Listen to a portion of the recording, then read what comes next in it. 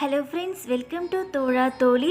Friends, இன்றைக்கி வந்து பார்த்திங்கன்னா விநாயகர் சதுர்த்தி ஸ்பெஷலாக பிள்ளையார்பட்டி அரிசி பருப்பு மோதகம் நல்லா இனிப்பான சுவையில் செம்ம சாஃப்டாக இருக்குங்க. இப்போ எப்படி செய்யலான்ட்டு பார்க்க ஆரம்பிச்சிடலாம். ஃபஸ்ட்டு ஒரு பவுலில் 1 கப் அளவுக்கு பச்சரிசி, அதே கப்லேயே அரை கப் அளவுக்கு பாசிப்பருப்பு சேர்த்துட்டு தண்ணி சேர்த்து 2 டைம் நல்லா அலசி எடுத்துகிட்டு வந்ததுக்கப்புறம் மேற்கொண்டு ஊற வைக்கிறதுக்கான தண்ணி சேர்த்துட்டு 1 மணி நேரம் நல்லா ஊற வச்சுக்கோங்க. இப்போ 1 மணி நேரத்துக்கு அப்புறம் நல்லா ஊறி வந்திருக்குங்க. இந்த சமயத்தில் தண்ணியிலேருந்து அரிசியும் பருப்பையும் நல்லா வடிகட்டிட்டு இந்த மாதிரி காட்டன் துணியால் நல்லா காய வச்சுக்கோங்க. இப்போ பார்த்திங்கன்னா அரிசியும் பருப்பும் ஈரம் போகிற அளவுக்கு நல்லா காய வச்சாச்சு. இப்போ கையில் அப்படியே எடுத்துகிட்டு பிடிச்சி பார்த்திங்கன்னா அப்படியே உதிரி உதிரியாக விழும். இந்த மாதிரி இருந்தால் கரெக்டாக இருக்கும். இதுக்கப்புறம் இதை அப்படியே ஒரு ஸ்டவ் ஆன் பண்ணிவிட்டு பேனில் வந்து சேர்த்துட்டு ஸ்டவ்வை சிம்மிலே வச்சுட்டு 5 நிமிஷம் நிறம் மாறாமல் நல்லா வறுத்து விட்டுக்கோங்க.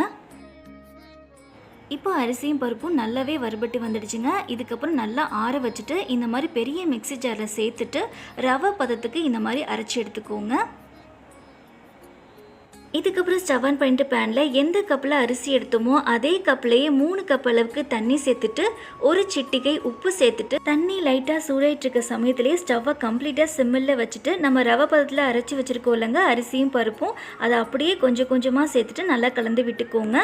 இப்போது நல்லா கலந்ததுக்கப்புறம் ஸ்டவ்வை அதே சிம்மிலே வச்சுட்டு 5 நிமிஷம் மூடி போட்டு நல்லா வேக வச்சுக்கலாம். இப்போ வெந்துக்கிட்டே இருக்க நேரத்தில் ஒரு சாஸ் பேனில் எந்த கப்பில் அரிசி எடுத்தோமோ அதே கப்லேயே 1.5 கப் அளவுக்கு பொடிச்ச வெல்லம் சேர்த்துட்டு கூடவே அரை கப் அளவுக்கு தண்ணி சேர்த்துட்டு ஸ்டவ் ஆன் பண்ணிவிட்டு இந்த சாஸ் பேனை அப்படியே எடுத்து வச்சுருங்க. இப்போது வெல்லம் வந்து நல்லா கரைஞ்சிட்டு ஒரு டைம் கொதிச்சு வந்தாலே போதுங்க. பாகு பதம் அப்படிலாம் தேவைப்படாது. அவ்வளோதான், இப்போ பாகு வந்து ரெடி ஆகிடுச்சு. இதுக்கப்புறம் நம்ம இதை அப்படியே ஓப்பன் பண்ணிக்கலாம். 5 நிமிஷம் சிம்மில் நீங்கள் வைக்கிறீங்கல்ல, அப்போது 2 டைமாவது லைட்டாக கலந்து விட்டுட்டு மூடி போட்டு வேக வச்சுக்கோங்க.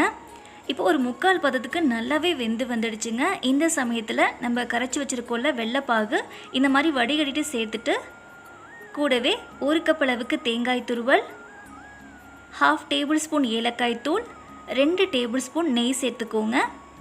சேர்த்துட்டு இது நல்லா கலந்து விட்டுக்கலாம். இப்போ இதையும் நல்லா கலந்ததுக்கப்புறம் ஸ்டவ்வை அதே சிம்மிலே வச்சுட்டு 5 நிமிஷம் நல்லா மூடி போட்டு வேக வச்சுக்கோங்க. இப்போ 5 நிமிஷத்துக்கு அப்புறம் ஓப்பன் பண்ணி பார்த்தீங்கன்னா நல்லா ஃபுல்லாக வெந்து வந்திருக்குங்க.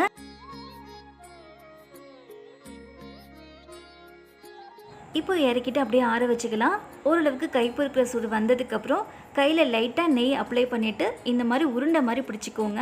இந்த மாதிரி உருண்டையாகவும் பிடிச்சிக்கலாம். சப்போஸ் உங்ககிட்ட மோதகம் அச்சு இருந்துச்சுன்னா நெய் அப்ளை பண்ணிவிட்டு இதை அப்படியே எடுத்து வச்சுட்டு நீங்கள் அப்படியே க்ளோஸ் பண்ணிவிட்டு ஓப்பன் பண்ணிங்கன்னா சூப்பராக இந்த மாதிரி வந்துடும். அவ்வளோதாங்க. இதுக்கப்புறம் நம்ம ஸ்டீமரில் தண்ணி சேர்த்துட்டு தண்ணி நல்லா கொதித்து வந்ததுக்கப்புறம் இட்லி பிளேட்டில் வாழை இலையோ நம்ம இட்லி வேக வைப்போம்லங்க காட்டன் கிளாத்து அதில் கூட சேர்த்துட்டு நல்லா வேக வச்சுக்கலாம். இப்போ மிதமான தீயில் ஒரு 10 நிமிஷம் நல்லா வெந்து வரட்டும். இப்போ 10 நிமிஷத்துக்கு அப்புறம் ஓப்பன் பண்ணி பார்த்தீங்கன்னா நல்லா சூப்பராக வெந்து வந்துருச்சு. அவ்வளோதாங்க, நல்லா செம்ம டேஸ்ட்டாக சாஃப்டாக பிள்ளையார்பட்டி மோதகம் வந்து ரெடி ஆகிடுச்சு. இந்த மோதகம் வந்து கொஞ்சம் உங்களுக்கு லாங் ப்ராசஸாக தெரியலாம். ஃபஸ்ட்டு டேவே நீங்கள் அரிசியை ஊற வச்சு நல்லா காய வச்சுட்டு வறுத்து ரவை பதத்துக்கு அரைச்சி எடுத்து வச்சுக்கிட்டிங்கன்னா அடுத்த நாள் வந்து ஒரு 10லேருந்து 15 நிமிஷத்துக்குள்ளே நம்ம செஞ்சுக்கலாம். ஓகே ஃப்ரெண்ட்ஸ், நீங்களும் இந்த விநாயகர் சதுர்த்திக்கு இந்த செம்ம டேஸ்ட்டான பிள்ளையார்பட்டி மோதகம் செஞ்சு பாருங்கள். இந்த வீடியோ உங்களுக்கு பிடிச்சிருந்துச்சுன்னா லைக் பண்ணுங்கள், ஷேர் பண்ணுங்கள், சப்ஸ்கிரைப் பண்ணிக்கோங்க. கூடவே இருக்க பெல் ஐக்கானையும் கிளிக் பண்ணிக்கோங்க. தேங்க்ஸ் ஃபார் வாட்சிங்.